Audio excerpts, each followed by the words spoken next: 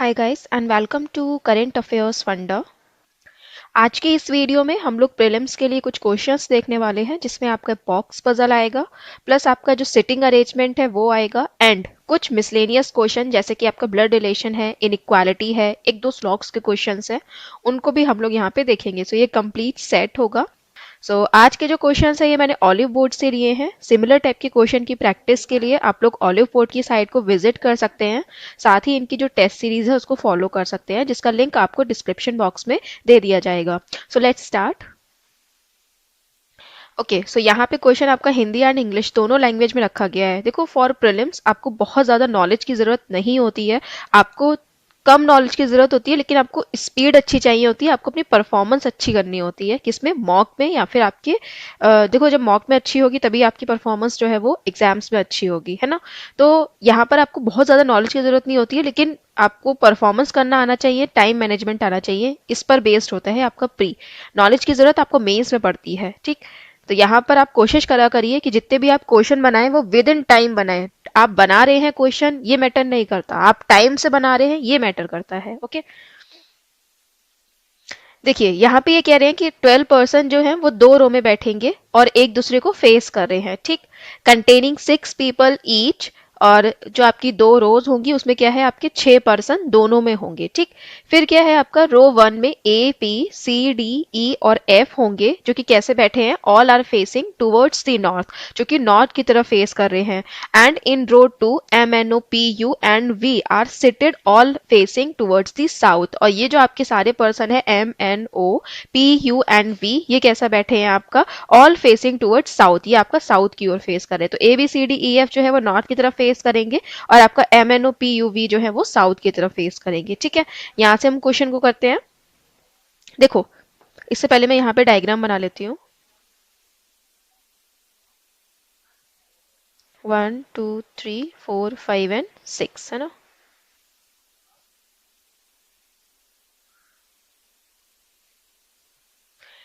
देखिए यहाँ पे कह रहे हैं only 3 people were seated between V and N who sits at one of the extreme ends of the row. Paper में जो ये वाली लाइन आती है ना, one of the extreme end, इस पर थोड़ा सा ध्यान दे लिया करो। कभी ये one of the extreme and भी बोलता है, कभी fourth from the extreme and भी बोलता है, second from the extreme and भी बोलता है। तो जल्दीबाजी में हम लोग इसको गड़बड़ कर देते हैं और एक्सट्रीम एंड ले लेते हैं, ठीक। तो जब भी एक्सट्रीम एंड की बारी आए तो उसको बहुत ध्यान से पढ़ना कि ये एक्सट्रीम एंड बोल रहा है या एक्सट्रीम एंड से कोई पोजीशन बोल रहा है, ठीक। तो यहाँ पे इन्होंने क्या कहा है कि एन जो है वो कैसा बैठेगा, one of the extreme end of the row, मतलब रो के किसी एक्सट्रीम एंड पर बैठेगा।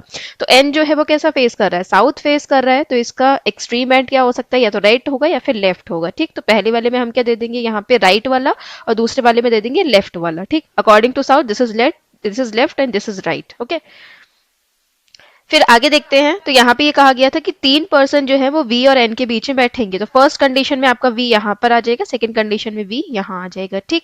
देन इसके अलावा आगे कह रहे हैं D sits second to the right of B who sits third to the right of A. तो डी जो है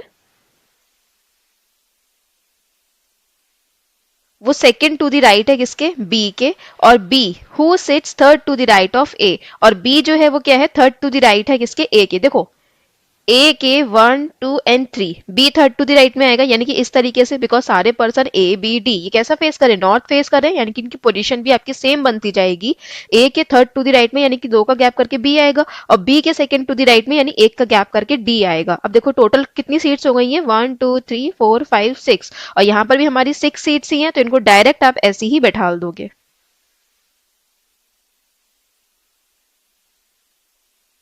ठीक है। देन आगे कह रहे हैं neither P nor U faces V. तो पी और यू जो है वो किसको फेस नहीं कर रहे हैं, बी को फेस नहीं कर रहे हैं, ठीक। उसके बाद आगे कह रहे हैं only 2 people are sit between U and O. U और ओ के बीच में आपके खाली 2 पर्सन आएंगे। फिर इसके बाद कह रहे हैं यहाँ पे person who faces P sits third to the left of E. तो ई के थर्ड टू द लेफ्ट में जो पर्सन आएगा उसको कौन फेस करेगा, पी। तो इसको तो हम फिक्स कर सकते हैं। अगर मान लो इस वाले डायग्राम की बात करती हूँ मैं, अगर मान लो आपका ई यहाँ पर आता है तो 1 2 3 थर्ड टू द लेफ्ट में यहाँ वाला जो पर्सन होगा इसको पी को फेस करना चाहिए, लेकिन यहाँ पे तो पी आ नहीं रहा बिकॉज यहाँ पे वी आ रहा है।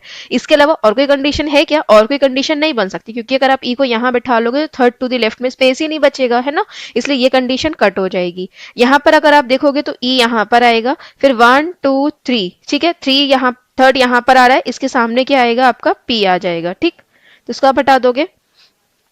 फिर इसके अलावा क्या कह रहे हैं यहाँ पे, देखो यू और ओ इसमें 2 का गैप है, प्लस आपसे ये भी कहा गया है कि पी यू जो है वो किसके एडजेसेंट नहीं होगा, सॉरी पी एंड यू जो है वो किसे फेस नहीं करेगा, पी एंड यू जो है वो बी को फेस नहीं करेगा। तो यू और ओ में कितने का गैप था, 2 का गैप था ना। तो यू और ओ में जब 2 का गैप है तो यू और ओ में से कोई एक यहाँ पर आएगा, और 1 2 का गैप करके यू और ओ में से कोई एक यहाँ पर आएगा, ठीक। बी को कोई भी फेस इनमें से नहीं कर रहा है, तो बी को कौन फेस करेगा यहाँ पे, एम जो कि बचा है, ठीक। तो इसे आप हटा दोगे। इसके अलावा यहाँ पे सी और एफ बचा है, तो सी और एफ आ जाएगा। तो सी और एफ में पॉसिबिलिटी बनी रहेगी। यहाँ पर हमारा कुछ मिस तो नहीं हुआ है यू एंड ओ को लेके?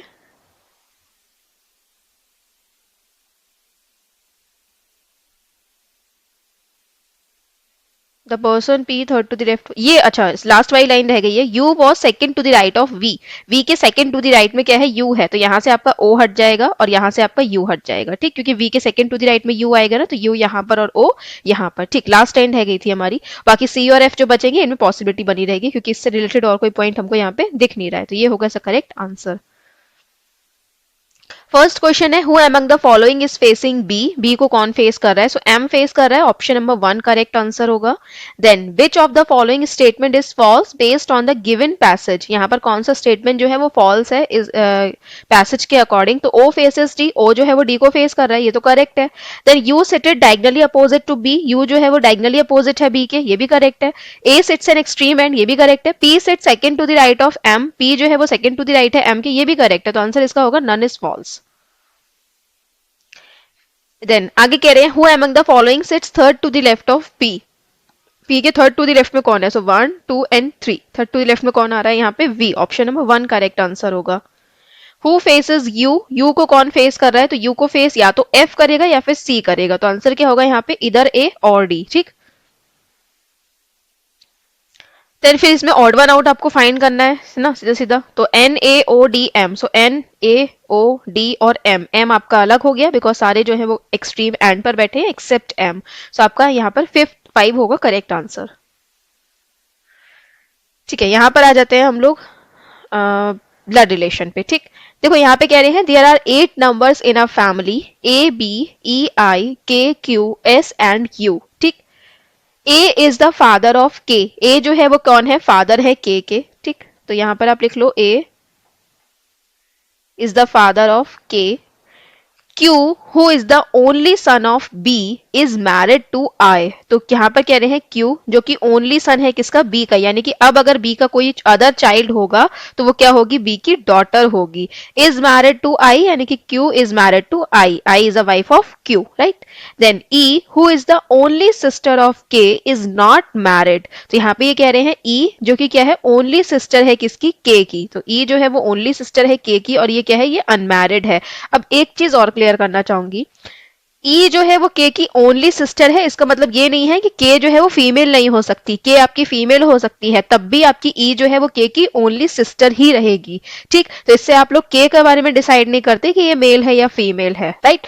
देन इसके अलावा यहाँ पे ये कह रहे हैं एस, हाँ ये हो सकता है कि अगर मान लो अब ए का कोई और चाइल्ड आएगा, के अलावा जब और कोई चाइल्ड होगा तो फिर वो कौन होगा, वो फीमेल नहीं होगा, वो कौन होगा, मेल होगा, ठीक। क्योंकि ई जो है वो ओनली सिस्टर है, यानी कि के की अब और कोई सिस्टर आप नहीं दिखाएंगे। फिर इसके बाद आगे कह रहे हैं S who has only 1 child is son in law of B. तो एस जो कि क्या है आपका सन इन लॉ है बी का, और एस का क्या है, एक चाइल्ड है। तो यहाँ का बी का सन इन लॉ कैसे हो सकता है, जब क्यू की कौन हो, सिस्टर हो, और उसका हस्बैंड जो है वो कौन हो, एस हो, तभी ये सन इन लॉ होगा, और इनका क्या होगा, यहाँ पे चाइल्ड होगा, ठीक। अब देखो इसमें कितने आपके यहाँ पे इस ट्री में कितने आपके पर्सन आ चुके हैं, सो 1 2 3 4 5 एंड 6 आ चुके हैं, ठीक। खाली आपके 2 बढ़ने हैं, तो आप 2 कैसे बढ़ाएंगे, देखो इसको आप आप इस वाली जनरेशन में रख सकते हो क्या? ए को आप इस वाली जनरेशन में रख सकते हो क्या? अगर आप ए को सेकंड वाली जनरेशन में रखोगे तो कहाँ रखोगे? देखो यहाँ पर तो आप देखोगे कि एक फीमेल की जरूरत है, ठीक, तो फीमेल की जरूरत है तो फीमेल तो यहाँ पे फिल हो नहीं सकता, और फीमेल फिल होगा भी तो आपका ई और के जो है वो कैसा आएगा? आपका यहाँ पे थर्ड जनरेशन में आएगा, है ना? तो इसका मतलब यहाँ पे तो ये आ नहीं सकता। जब यहाँ पे नहीं आ सकता तो ए को हम फर्स्ट जनरेशन में लेकर जाते हैं, तो इसको फर्स्ट जनरेशन में लेकर जाओगे तो ए यहाँ पर आ जाएगा, और यहाँ पर जो बी है वो कौन हो जाएगा? इसकी वाइफ हो जाएगी। और यहाँ पर जो आपका खाली बचा है इसमें क्या आ सकता है? ई आ सकता है क्या? ई तो नहीं आ सकता, इसमें कौन आएगा? के आएगा। क्यों? क्योंकि ई के बारे में गिवन था कि ई जो है वो कौन है? अनमैरिड डॉटर है ए की, या फिर अनमैरिड सिस्टर है के की, ठीक। तो यहाँ पर ई जो है वो कौन होगी? के की सिस्टर होगी, ठीक। तो इनके बीच में हम लोग ई को लिख देते हैं, ठीक। अब यहाँ पर जो चाइल्ड बचेगा जो कि होगा यू, वो यू आ जाएगा, और यू के बारे में पता नहीं चलेगा कि ये कौन है, मतलब मेल है या फिर फीमेल है, ठीक। ये ऐसी रहेगा और ये बन जाएगा हमारा ट्री। फर्स्ट है हाउ इज के रिलेटेड टू यू, के कैसे रिलेटेड है यू के? तो के कैसे रिलेटेड है यू के जो है वो फीमेल है ना, तो ये कौन हुई? मदर होगी। So option number 2 correct answer होगा। Then how is Q related to E, Q जो है वो ई से कैसे रिलेटेड है? तो क्यू कौन है? ई का यहाँ पे ब्रदर होगा। So option number 2 correct answer होगा। How is B related to A, B जो है वो कैसे रिलेटेड है ए से? तो कौन है ये? इसकी वाइफ। सो ऑप्शन नंबर 4 करेक्ट आंसर होगा। ओके ये क्वेश्चन है आपका छोटा सा जो आपका डिस्टेंस होता है, डायरेक्शन एंड डिस्टेंस, उससे रिलेटेड, ठीक। वैसे तो छोटा सा ही है, इसमें ज्यादा कुछ है नहीं। राम जो है वो वॉक कर रहा है एक पार्क में और वो डिफरेंट प्लांट्स को लगाता है। He started from plant S mark करता है, ओके मार्क करता है। He started from plant S से वो स्टार्ट करता है, और plant Q was 10 meter east of plant P जो है उसके बारे में क्या कह रहे हैं कि क्यू जो है वो टी के 10 मीटर ईस्ट में है। तो क्यू जो है वो पी के 10 मीटर ईस्ट में है। Then plant T was 5 meter south of plant S, तो टी जो है वो 5 मीटर साउथ में है किसके? एस के, ठीक। Then plant V was 20 meter west of plant R, so plant V जो है वो क्या है? 20 मीटर वेस्ट में है किसके? प्लांट आर के। फिर plant U was 10 meter east of plant T, U जो है वो क्या है आपका? 10 मीटर ईस्ट में है किसके? प्लांट टी के। Then plant R was 15 meter south of plant Q, तो प्लांट आर जो है वो क्या है? 15 मीटर साउथ में है किसके? प्लांट क्यू के। तो यहाँ पर ये जो आर है इसको आप साउथ में ले आ सकते हो, कितना? 15 मीटर, यहाँ पर आर आ जाएगा, और वी कितना था? 20 मीटर, तो वी को हम यहाँ ले जाएंगे, ठीक। फिर plant P was 10 meter north of plant U, तो प्लांट पी जो है वो क्या है? 10 मीटर नॉर्थ में है प्लांट यू के, तो प्लांट यू यहाँ पे कहीं आ जाएगा, ठीक। 10 मीटर है तो यहाँ पर आ जाएगा। फिर टी जो है वो यू के वेस्ट में 10 मीटर है, तो आपका टी जो है वो कैसा आ जाएगा? वी के बिल्कुल सामने आ जाएगा। क्यों? क्योंकि देखो यहाँ पर ये वाला कितना था? 10 था, और ये कंप्लीट 20 है, तो बाकी का जो 10 है वो कैसा आ जाएगा? वी के स्ट्रेट लाइन में आ जाएगा। प्लस आपका टी जो है वो टी से आपका 5 मीटर नॉर्थ में एस है, तो यहाँ पर 5 मीटर नॉर्थ में एस आपका कहाँ आ जाएगा? यहाँ पे कहीं आ जाएगा, ठीक। क्योंकि 5 मीटर है तो ये पी से नीचे रहेगा, मतलब आधा रहेगा। क्यों? क्योंकि यहाँ पे पी टू यू आपका 10 मीटर का गैप है। तो ये बनेगा आपका करेक्ट डायग्राम। यहाँ पर देखते हैं हम लोग क्वेश्चंस को, क्वेश्चन एक ही है यहाँ पे क्योंकि छोटा सा था, प्री में ऐसे ही आते हैं छोटे छोटे से, वन लीनियर। यहाँ पे ये कह रहे हैं what is the distance between V and S, so V और एस के बीच में कितना डिस्टेंस है? तो कितना होगा? 5 ये था और एस 5 ये था, कितना हो गया total? 10। Option number 1 correct answer होगा।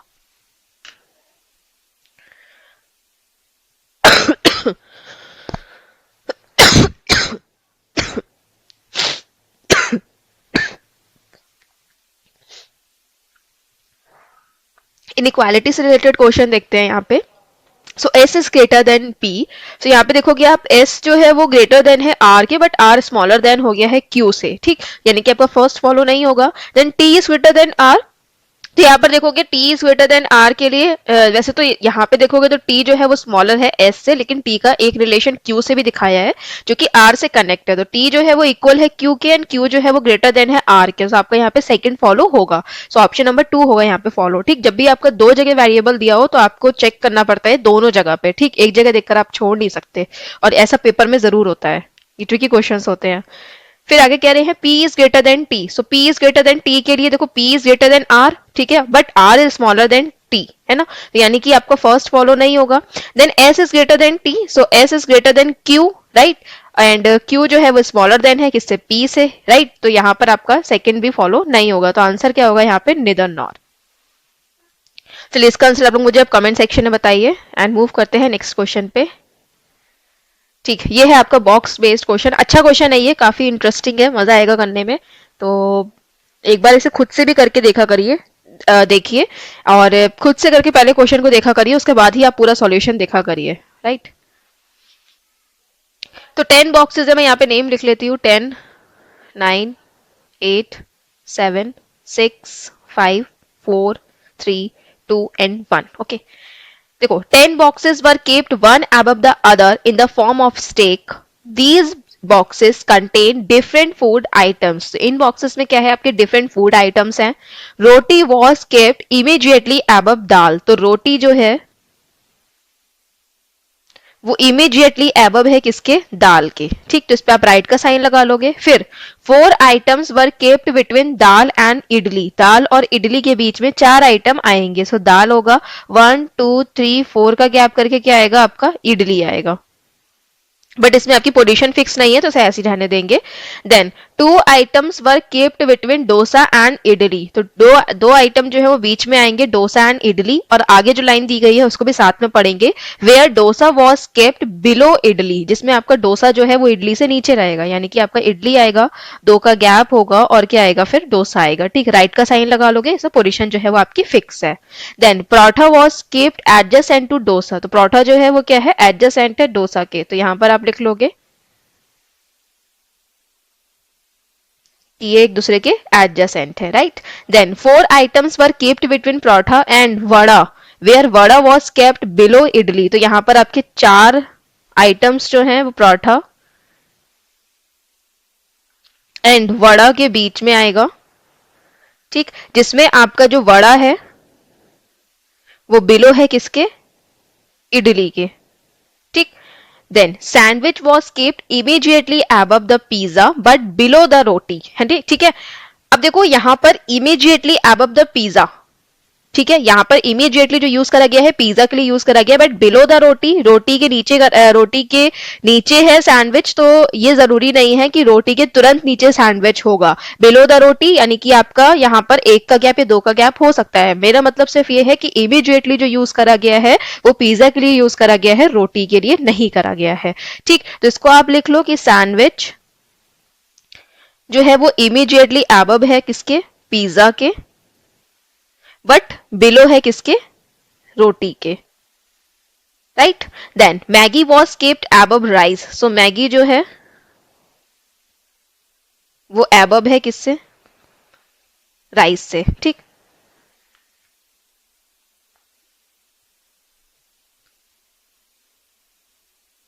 अब देखते हैं यहाँ पर हम लोग इसको फिक्स करते हैं, किसी की पोजीशन ऐसा है जिसमें आपका गैप भी कम हो और पोजीशन भी फिक्स हो, सो आई थिंक ऐसा नहीं है ना, तो हमको फिर ये वाला पॉइंट साथ में लेना पड़ेगा, प्लस इसका रोटी एंड दाल ये वाला भी ले सकते हैं, ठीक, तो पॉसिबिलिटी स्टार्टिंग में तो बनेगी बट फिर जल्दी कट हो जाएंगी, राइट। ऐसा ही क्वेश्चन जो है वो LIC मेंस में भी आया था, उसमें क्या था, पॉसिबिलिटी बन रही थी लेकिन फटाफट फिर कटने लगी थी, अगर आप पॉसिबिलिटी स्टार्टिंग में नहीं बनाओगे तो क्वेश्चन वो काफी लंबा हो गया था, तो पॉसिबिलिटी बनाना उसमें भी जरूरी थी, और अच्छी खासी पॉसिबिलिटीज, उसमें 6-7 पॉसिबिलिटीज स्टार्टिंग में बनी थी, आई थिंक उसमें 11 या फिर 13% थे जिनसे पॉसिबिलिटीज बनी थी, जो LIC का मेंस दिए हैं सेकंड शिफ्ट में उन्हें ध्यान होगा। तो यहाँ पर देखते हैं दाल एंड इडली के लिए, सो दोनों पॉसिबिलिटी हो सकती है, अगर मान लो दाल सबसे ऊपर है तो 1 2 3 4 का गैप करके आपकी इडली यहाँ पर आएगी, और फिर 1 और 2 का गैप करके डोसा कहाँ आ जाएगा, यहाँ आ जाएगा, ठीक, मैं दोनों पॉइंट्स को साथ में ले रही हूँ। फिर दाल अगर यहाँ पर आती है तो इडली यहाँ पर आएगी एंड 1 2 का गैप करके डोसा यहाँ आ जाएगा, ठीक। फिर इसके अलावा देखते हैं, अच्छा दाल जो है वो टॉप पे नहीं आ सकती, क्यों, क्योंकि हम इसको भी साथ में ले लेते हैं, दाल के ऊपर जस्ट क्या आएगा, रोटी, है ना, तो दाल के ऊपर जस्ट ऊपर रोटी आएगी, तो रोटी यहाँ पर आ जाएगी, बट इसमें रोटी नहीं आ सकती, तो ये कंडीशन यहीं पे कट हो जाएगी, तो ठीक है, हम लोग यहाँ पे सारी मतलब 3 स्टेटमेंट्स को साथ में ले लेते हैं और फिर पॉसिबिलिटीज बनाते हैं। तो यहाँ पर हो गया दाल अगर ऊपर रखते हैं तो, अब देखते हैं इडली अगर हम ऊपर रखते हैं तो अगर मान लो इडली मैंने यहाँ पे रखी तो 1 2 का गैप करके यहाँ क्या आ जाएगा, डोसा, उसके बाद 1 2 3 4 का गैप करके यहाँ पर क्या आ जाएगी, दाल, और यहाँ क्या आ जाएगी आपकी रोटी, ठीक है। फिर इसके संग ये वाला देखते हैं नेक्स्ट, इडली, 1 2 का गैप करके यहाँ आ जाएगा डोसा, 1 2 3 4 का गैप करके यहाँ आ जाएगी दाल, और दाल के ऊपर क्या आ जाएगी, रोटी। ठीक, देन इडली, फिर क्या आ जाएगा 1 और 2 का गैप करके डोसा, फिर 4 का गैप करके दाल, और दाल के जस्ट ऊपर क्या आ जाएगी, रोटी। ठीक, इसके अलावा पॉसिबिलिटी नहीं बनेगी। क्यों? क्योंकि रोटी के जस्ट नीचे क्या है आपका, सैंडविच और पिज्जा भी आना है। तो रोटी के जस्ट नीचे सैंडविच एंड सॉरी रोटी के नीचे सैंडविच और पिज्जा 2 आइटम आने हैं, तो मिनिमम आपको 2 का स्पेस तो रखना ही पड़ेगा। ठीक, तो इसलिए इसको हटा देते हैं, इसको हटा देते हैं, इसको हटा देते हैं। ठीक, इसके अलावा इन्होंने ये कहा है कि पराठा और डोसा एक दूसरे के एडजेसेंट होंगे, तो इस हिसाब से आपका पराठा यहाँ आ जाएगा, इस हिसाब से आपको पराठा यहाँ आएगा, इसके अकॉर्डिंग पराठा यहाँ आएगा, और इसके अकॉर्डिंग पराठा यहाँ आ जाएगा। ठीक है, देन पराठा और वड़ा में 4 का गैप है, प्लस इडली के नीचे वड़ा आएगा, तो 1 2 3 4 का गैप करके वड़ा यहाँ पर आ जाएगा। राइट, देन 1 2 3 4 का गैप करोगे तो वड़ा यहाँ पर आ रहा है, जबकि ये इडली से ऊपर हो रहा है। आपको कैसे चाहिए, इडली से नीचे चाहिए, यानी कि ये कंडीशन कट। इसमें देखोगे तो 1 2 3 4 का गैप करके वड़ा यहाँ पर आ सकता है। ठीक है, और इस कंडीशन में देखोगे तो 1 2 3 4 का गैप करके वड़ा यहाँ आ तो सकता है, बट फिर प्रॉब्लम वही है कि रोटी के नीचे जो हमें सैंडविच एंड दाल चाहिए, सॉरी सैंडविच एंड जो पिज्जा चाहिए, ये वाला जो आपकी कंडीशन है ये आपकी फिक्स नहीं हो पाएगी, इसलिए आपका ये कंडीशन भी कट हो जाएगी। आंसर या तो इसमें आएगा या फिर इसमें आएगा। ठीक, फिर इसके अलावा देखते हैं, तो रोटी के नीचे देखो सैंडविच एंड पिज्जा आएगा, तो इस कंडीशन में आप सैंडविच यहाँ पे और पिज्जा यहाँ दे देंगे, और इस कंडीशन में देखोगे तो सैंडविच और पिज्जा एक साथ देने के लिए स्पेस नहीं है, इसलिए ये कंडीशन भी कट हो जाएगी। ठीक, इसे आप हटा दो। पराठा एंड डोसा हो गया, इडली के नीचे वड़ा आएगा, ये भी हो गया, पराठा एंड वड़ा ये भी हो गया। मैगी, राइस के ऊपर मैगी आएगी, सो राइस यहाँ पर आ जाएगा एंड मैगी यहाँ आ जाएगी। ठीक, तो ये हो गया correct solution. How many items were kept below Maggi, Maggi के नीचे कितने आइटम्स है, सो 1 2 3 4 5 6 7 और 8 आइटम्स है, so option number 1 correct answer होगा। Then how many items were keeped between roti and sandwich, रोटी और सैंडविच के बीच में कितने आइटम्स है, सो 3 आइटम्स है, ऑप्शन नंबर 4 करेक्ट आंसर होगा। Then which item was keeped immediately above paratha, so paratha के इमीडिएटली अबव क्या है, मैगी। चलिए इसका पैटर्न आप लोग मुझे बताइए कमेंट सेक्शन में कि इसका करेक्ट आंसर क्या होगा, ऑड वन आउट क्या इसमें से कौन सा होगा। कितने आइटम जो है वो राइस एंड इडली के बीच में रखे गए हैं, सो राइस यहाँ पर है और इडली यहाँ पर है, तो 1 2 3 4 एंड 5 आइटम्स हैं, so option number 5 correct answer होगा। सो चैनल को सब्सक्राइब कर लीजिए ताकि आपको रेगुलर नोटिफिकेशन मिले, और यहाँ जाकर आप लोग प्लेलिस्ट में अदर वीडियोस को वॉच कर सकते हैं। Thanks for watching.